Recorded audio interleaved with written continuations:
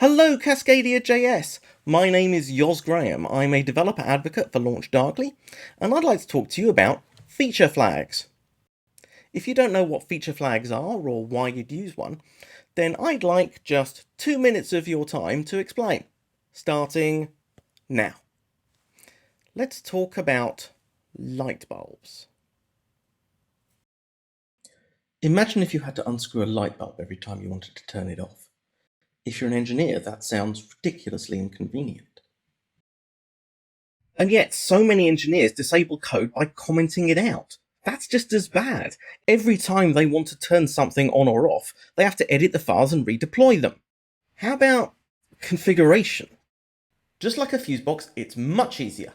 Look, all of the settings in one place. Under the stairs.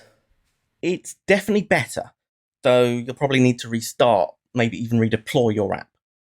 If only we had some kind of switch. So, let's make a light switch!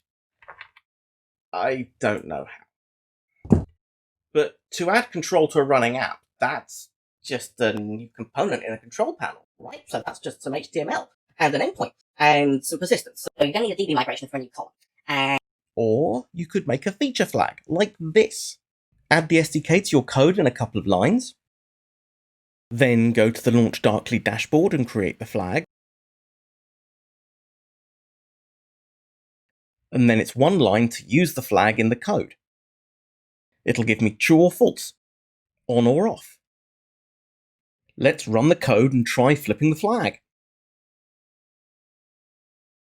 Turn it on, and off, and on again. No need to restart. The code gets the new value in milliseconds. So it's kind of like a light switch for your code. Well, kind of. There's much less wiring for a start, and you can have flags that are on for some people and off for others, so you can deploy a new feature to production and only turn it on for yourself. Well, it doesn't have to just be on or off either. You can have multivariate flags, even JSON objects. You can have access controls and integrations. You can run experiments. Oh, pants. Nearly.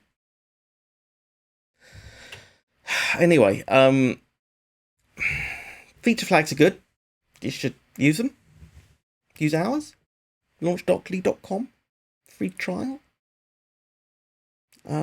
Anyway, thanks, CascadiaJS. I'm Yoz Graham.